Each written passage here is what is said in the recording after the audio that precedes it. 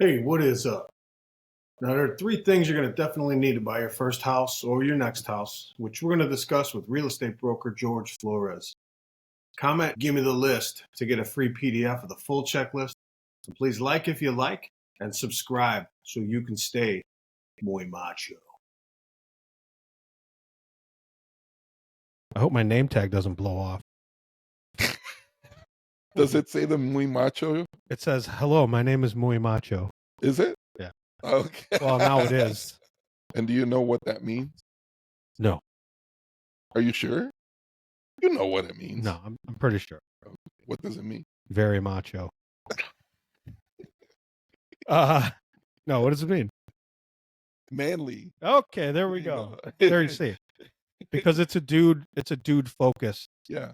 thing we're Very doing. manly. The man, it's almost like a spin-off of the Man Show. All right. Doesn't it? This almost feels like a sports cast.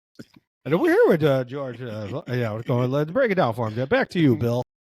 So, all right. So what I shall do then, since we're already running tape, I'm probably going to do like a quick little thing because they say one of the tricks is you have to say something that's going to give the listener something within 7 seconds, or you're dead, or they'll click off. Mhm. So I'm going to say something, probably something like Michael Jordan just signed a contract. That's right. With NBA. With me. No, with the NBC. Oh, that's cool. Yeah. In October, he's getting paid. He just signed a contract the other day for $50 million. He's going to be an analyst for the NBA. Wow, he ain't even done yet. No. He'll be the GOAT at that too. Maybe I'll just get closer to you. They say that, well, somebody was saying the conspiracy theory on that is LeBron is possibly about to be retiring, if not retiring. And he has already demonstrated that he wanted to be an analyst. Okay. So he's kind of beating him to the Beating him yet again to be the GOAT. All right. I will ask you kindly if you can like turn this way a little, the mic, and then come in this way. You can turn this. How's that? Good. I think we're good. I think we're all right. I think as long as you hear it. I can almost read those words. Almost. But not really. All right. So I'm gonna go ahead. Do it. And I think do it. Scotch rocks, do it. So let's do it. Yeah. So what the goal is here today is for dudes to find out a few secrets and things to know about buying their first house or their next house, either immediately or in the near future. And then I also know, because of your other area of expertise, about energy, but specifically solar energy, and how anybody might use some knowledge to decide on what to do going forward. So I have a lot of questions. I'm just gonna kind of read them here to see what your thoughts are on these. Hopefully without putting on my glasses. So let's see. But I'm gonna have to squint. Revealing your age. I know. I think it says. All right, I got to put them on. All right, that's fine. There. How's that? I look like the uncle from The Sopranos now. That's funny. AI said, "Put your glasses on." Right. So does my wife. So the way it's worded here, what I was wondering is, so in the past 30 years or so, how has real estate changed, like overall? Well, real estate has changed quite a bit since I started. So I've been doing real estate. I'm a licensed broker now for 27, 28 years. And when I started, we were using the fax machine to, submit contracts. Imagine around that time, cell phones were just coming out. Like when I started, I had a pager. So like when customers would contact me, 911. Yeah, they would call me on the pager, and then I would have to, get to a phone to be able to, call them, and then cell phones started coming out. So Motorola was like the first one where it had the talkie and the cell phone in it. So those were kind of cool. when you had the office, you would be able to communicate with, other agents in your office, but then also use the phone to contact your Right. customer. So it was pretty interesting in that time, especially when, you had to submit a contract for a customer. So they would have to come in. And imagine at that time as well, we were still using carbon paper Okay. on the contract. So you would have to sign the contract very hard to get through 3 or 4 Right. pages, Oh man.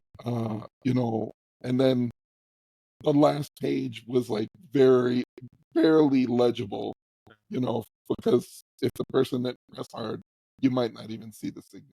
I think I remember the very first car um that I got ripped off buying.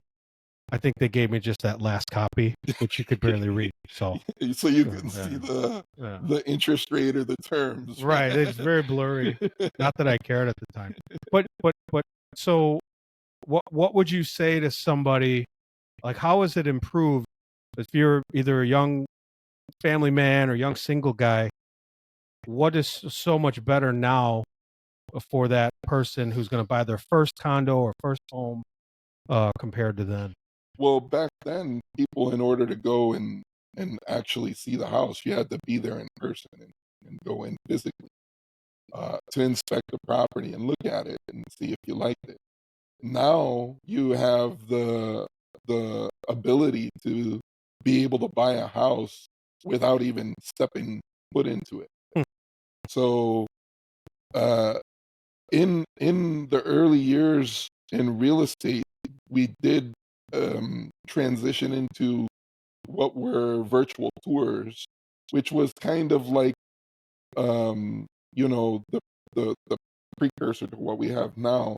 But basically, it was like a professional photographer would come into a property with a camera and what they call the fish lens.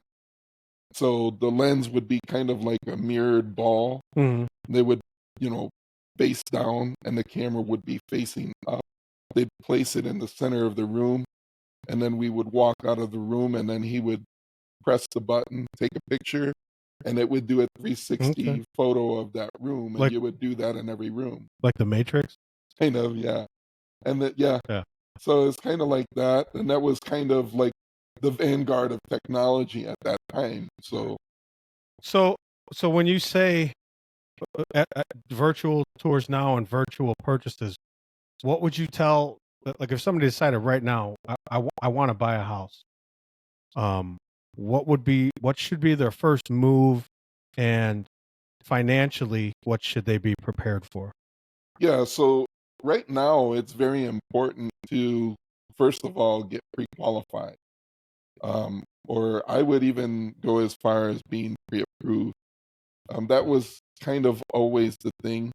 Um, I remember early on, a lot of people would be kind of like not willing to get uh, pre-qualified or pre-approved, which now is like a few seconds Hmm. with the technology that lenders have because they're using you know new technology where you could just like get a soft credit check within seconds and get an approval automatically, like within minutes. That's cool. So before you would have to go in and actually sit down with a lender and bring in your tax, returns, and they have to go over all your information and look at your W-2s and different, receipts and statements to be able to determine your ability, your purchasing power. So it's kind of the same process, but it's just done much quicker now Okay. and much more streamlined.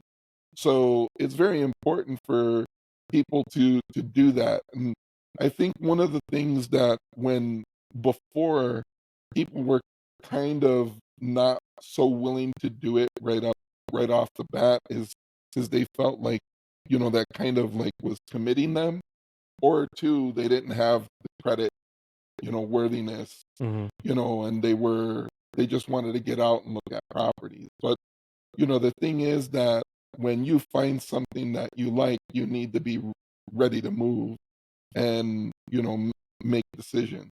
Okay. And if you don't have that pre-approval, let's say if you're just pre-qualified, I don't know if you want me to kind of break down the difference between being pre-qualified and Um, pre-approved. well, I do want to hear that, but I'm imagining somebody who wants to surf and they're looking for a nice wave that they can get on. You have to have a surfboard. Yeah. There's no way to do this without having balance and having a surfboard. Hmm. So you need to be prepared for when that wave does come, the right one, whatever you're going to enjoy. But I mean, and I don't want to, I don't want you to, you don't have, I'm not asking to single out any service or anything. Should somebody trust their own bank immediately or Google searching? What's a good? Well, the thing is, like right now, so if some people like, paying attention to finance and what's going on in the in the world, um, there is interesting move that was done just recently. So I'm sure that people have heard of Rocket Mortgage. Oh yeah. Yeah. So they just uh, signed a contract or bought Mr. Cooper, which used to be Nationstar. Okay. So I think it was like $90 billion. Oh, okay. A couple Yeah. bucks. So the thing is that Rocket Mortgage is kind of trying to have everything, and it's like one-stop shop. Okay. So you could go in and get a mortgage, insurance, anything regarding real estate lending, all in one place. Okay. So they're going to be probably, if not the biggest mortgage company in the marketplace. So conversely, let's say I bank with, I don't know, any bank, Chase, SoFi, like yeah, Bank of America. could the average person could Not promoting any. no, not at all. I'm not endorsing anything. But I'm just saying you could just go right to your bank and say, hey, I'm interested Yes, in a you mortgage. can. Can you help me? Yeah. That's cool. Yeah. So, and now if memory serves, you should have a job for at least 2 years, would you say?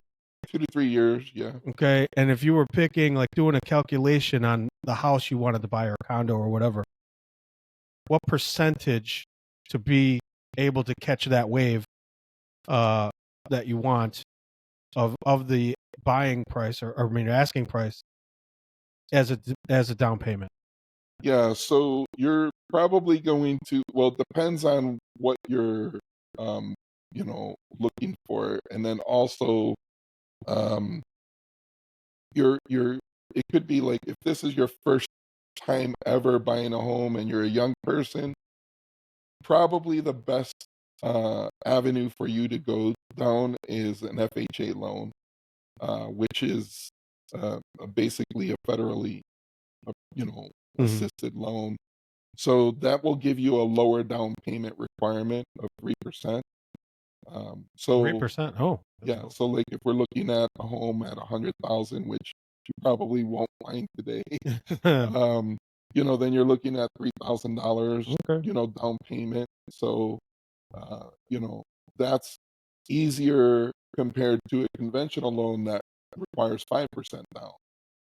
So with the FHA loan, the difference is that you're required 3% down payment, but then you're also going to have like 3% that's going towards closing costs. But there is a way that you could write up the contract so that you could get the seller to cover those closing costs.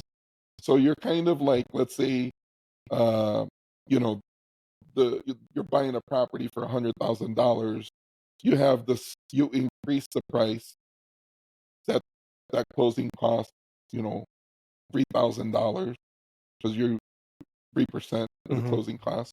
So you're giving the seller 103,000, Okay. but they're giving you 3,000 towards closing costs. All right. So you're So kind you're of just putting 3% you're down. like rolling it in or borrowing it. Yes. Okay. So you're kind of like financing your closing costs All and right. rolling it into the mortgage. All right, that makes sense because they know that you got a 30-year commitment Correct. and it's even a little some equity. Yeah. Um. So And they're more they're less strict in terms of the credit score. all So right. you can have a lower credit score and still get qualified. If you're looking at a conventional loan, you need to have good credit. So Okay. you're looking at over 700 credit score. Okay. So let's just say in this scenario, you were able to find a condo or something for $100,000, just for easy math. You would need at least $3,000 in cold hard cash. Um, be employed for 2 years straight. All right, and be able to prove that. And with this, with the lending and with the properties, wherever you're looking, I know it's not. I know it's a complicated issue, or can be. If you didn't know anything about all of this, like if you're telling somebody who's never done this, where does the agent for a buyer, what's their position in there, and what's a good way to find somebody to help you do all this? And at what point, I guess, would you find a real estate agent? Well, usually you're going to find a realtor through word of mouth, through a friend or a family member, somebody that has had experience with a realtor. You know, now recently it's kind of you know changed because there was a lawsuit that was brought against the Association of Realtors because they were saying that the realtors were price fixing Mm, their in regards to the commission. So now, before when you would go and get a realtor, if you're a buyer, um, the realtor would represent you, but the commission would be coming from the seller mm, to cover the realtor's commission that's representing the seller, but also to cover the commission representing the buyer. So now they separated that. So now the buyer has to enter into an agreement with the realtor as a buyer's agent, saying that you are going to pay that real estate agent a commission on that sale. okay. So now the seller is only responsible legally for their realtor's commission. You, as the buyer, are responsible for your agent's commission. Okay. And now you need to have that in place. You will have to sign an agreement before you go out. I don't know of any agent that would like willingly take you out without having an agreement signed because they don't have anything that's saying that they're going to get compensated for their time. Sure. So All right. you have that agreement, signed. You're going to have a commission that you're going to go agree upon with the agent, and then they're going to take you out and show you the properties, but they'll work and help you get pre-qualified. So they'll help you um, uh, get pre-qualified or pre-approved, and then know what your buying power is. So what your maximum monthly payment is going to be able to afford you, including taxes and insurance, not only the principal to the loan and the interest, but also taxes and insurance Okay. and possibly mortgage insurance. All that has to be factored into that payment. So then they'll be able to say, okay, this monthly amount will afford you a home of $300,000. So now you know what you could go and look at. So you don't really want to be looking at homes that are like way over what you're actually qualified for, because then basically you're kind of just wasting your time, because, people are usually pricing their homes, if they're working with a realtor, uh, fairly to fair market price, Mm-hmm. you know. So it's not like you could go and say, well, I want to look at a home for 320,000 because I believe I'm going to get it for 280,000. You're going to Okay. negotiate $50,000. or $40,000 off the price. Right. It's not going to happen. All right. So Yeah. now, I'll back because I have one other thing I think to add. So you're gonna need a job for a couple of years. You're gonna need some cash, 3% ish of your price. Right. And I think my favorite thing you said was word of mouth. So if you're working with somebody if you know somebody who has done this, they probably have somebody they trust, Yeah. and they're usually tied in with a network of sometimes lenders and attorneys, because you're going to need an attorney, right? Yeah. And sometimes you can kind of work with a group that's working together, where you maybe your odds are not maybe your odds are going to be better because it's somebody who has worked with one or more of your of somebody that you already know Yeah. and trust. And one of the reasons also why you want to work with a realtor when you're in the the process of buying a home is because the experience. You're taking advantage of the experience of the realtor where they, probably have done, hundreds of deals depending on like who you find. Uh, I wouldn't recommend like, I mean, you could want to help somebody out, but somebody that just got their license, they don't really have that experience or expertise, to help you if there's something in the deal that goes sideways. They might not know, like what to do. Mhm. Um, so if you have somebody that is recommended or referred to you, and usually a lot of people have somebody that they know, work with, or in their family, you that you they have used in the past, and then be able to work with them, and they'll be able to assist them getting the other people that you may need, like a property inspector.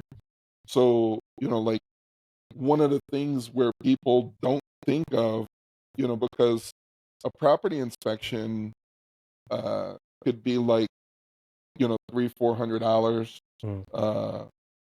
Well, depending, it could be anywhere from $300 to $500. And somebody might say, "Well, I don't want to spend that money on an inspection.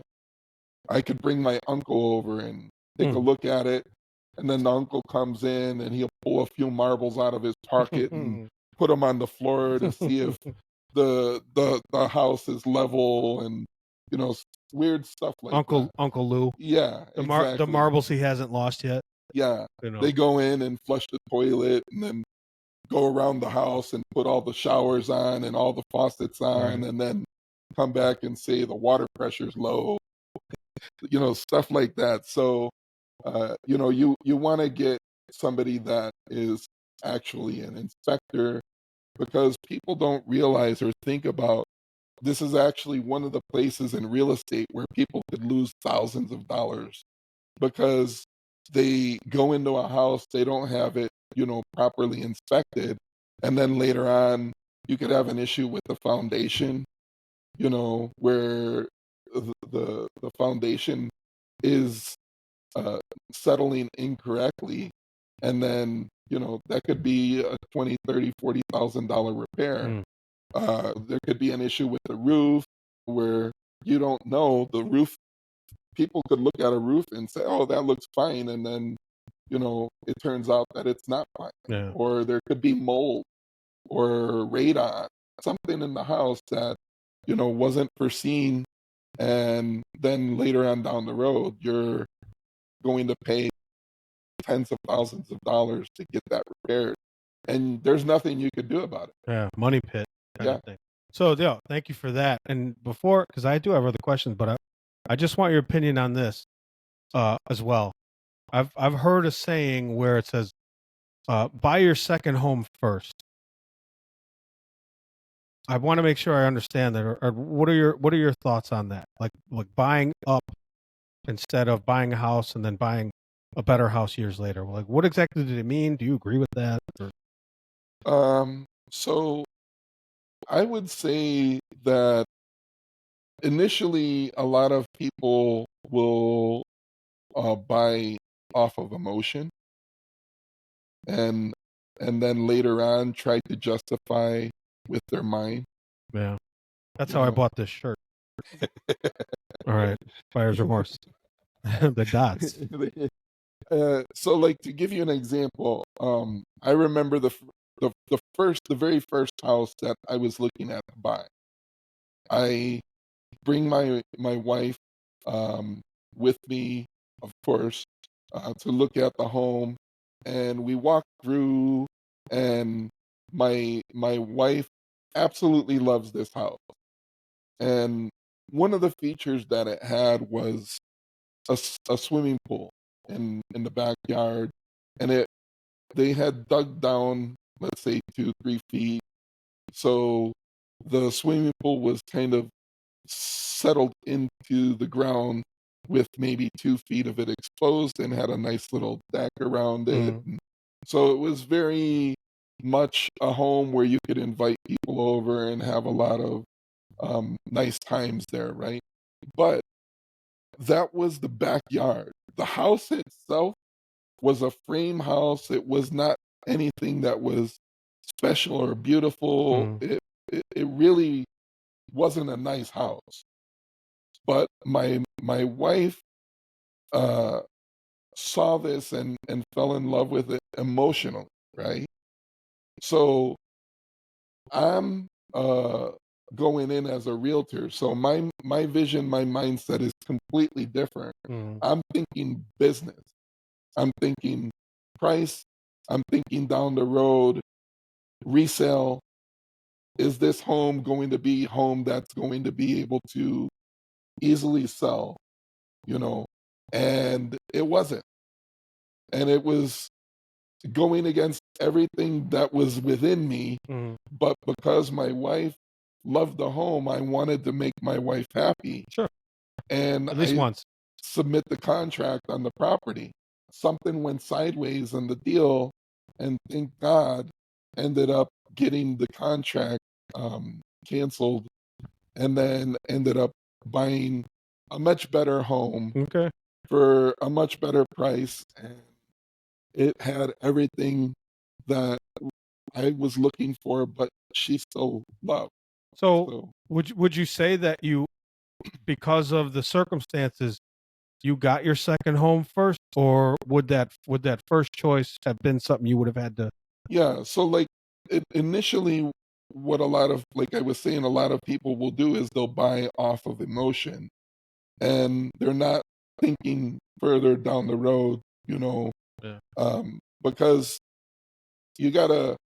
I don't know many people that have purchased their forever home, let's say, right off the bat, Right. off the cuff. It usually is not happening. You're usually, you know, s- buying a starter home. So usually, like for us, it was just my wife and myself. So, we didn't have any children, so we didn't need 3 or 4 bedrooms. The house that we bought was a 2 bedroom, Mhm. you know, and so for us, that was fine. So for a starter home, when you're starting a family, you're looking at what you need, but also you want to look at, does the home it you want to make sure that it doesn't have anything that is going to make the home more difficult to sell down the road, because you're not going to be staying there forever, Okay. you know. All right. So you want to buy a home that is going to satisfy your need, but also something that is going to be not difficult for you to get out of later on All right. Cool. Thank you when very you much. when you want to move on to, you know uh, a, a different state, another city, whatever, Okay. larger home, your family grew, so Cool. All right. So I want to go back to what I had, the other question I had here. So, um, w- I think we kind of talked about this one. What about what would you tell your, so today, if you had a time machine, or you were in a Marvel style multiverse, and you could go like Captain America and go back and talk to your young self, even that, even the one involved in those first sales, what would you tell them, knowing what you know now? yeah. don't get emotionally attached to a home when you're going into it. Um, you know, the first home is just a starting point. It's not where you're gonna end up. So you just want to make sure that the house that you're purchasing is going to be able to, um, you know, kind of fill your needs Yeah. for the moment. And then uh, it's, I look at it more like a trampoline, to Mhm. be able to bring you into something better later on down the road. So it's just a starting point. Okay. Don't look at it as anything else. You're not looking for everything to be perfect. And then, the other thing is, like, what is your perspective? Like, when you're going into a home, some people want to go into a home and see everything done, but when everything is done, there's not that much room for appreciation. Okay. So if you're starting, you want to try to find a home where there's still stuff that you could do to it to bring improvement and bring that appreciation value into the home, so that you could set yourself up so that when you go and you sell that property, you could get a nice chunk of change out of that to put you into another home. So the other way, or the way some people do it, they're on the other end of that equation, where someone else has improved this home either all in one shot or over years, and they are going to benefit from the increase in value.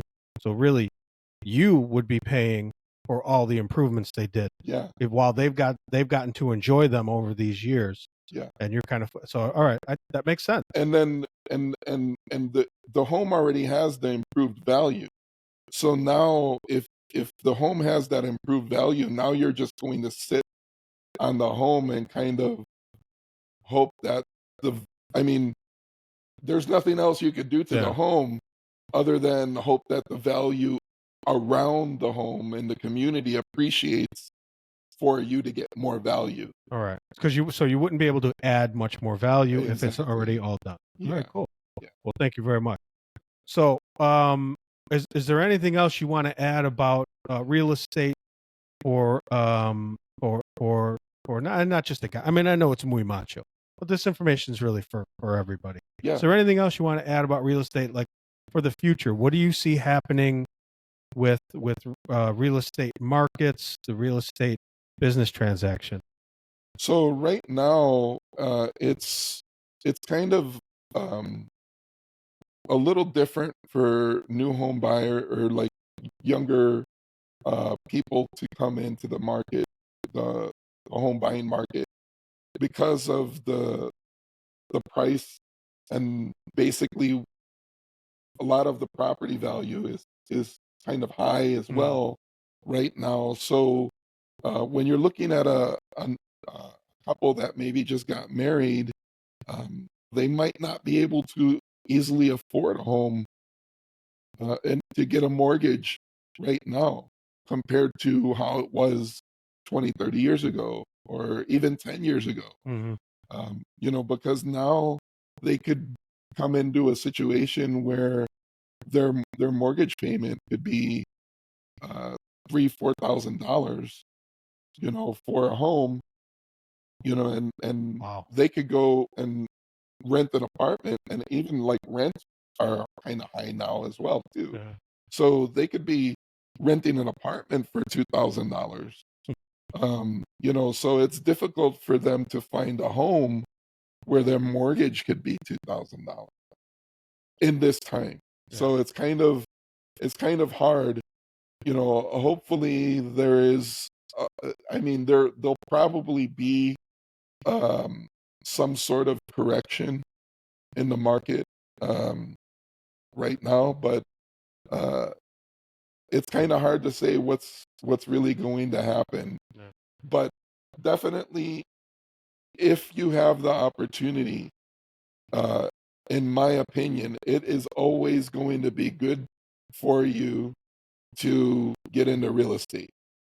Say, for example, even if you now, I don't, you're familiar with Grant Cardone, right? Grant, I've heard of him. Yeah. yeah. Oh yeah, yeah. So he's a big he's a big person that is kind of like against owning real estate. He thinks that it's a liability, owning real estate, where like a personal resident, not investment, right? Mhm.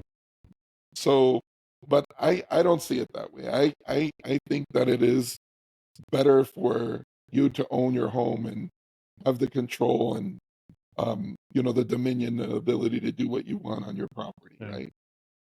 So, but if you have, let's say, pick up an investment property where you get, and you're young, you get, let's say, a 2-unit building.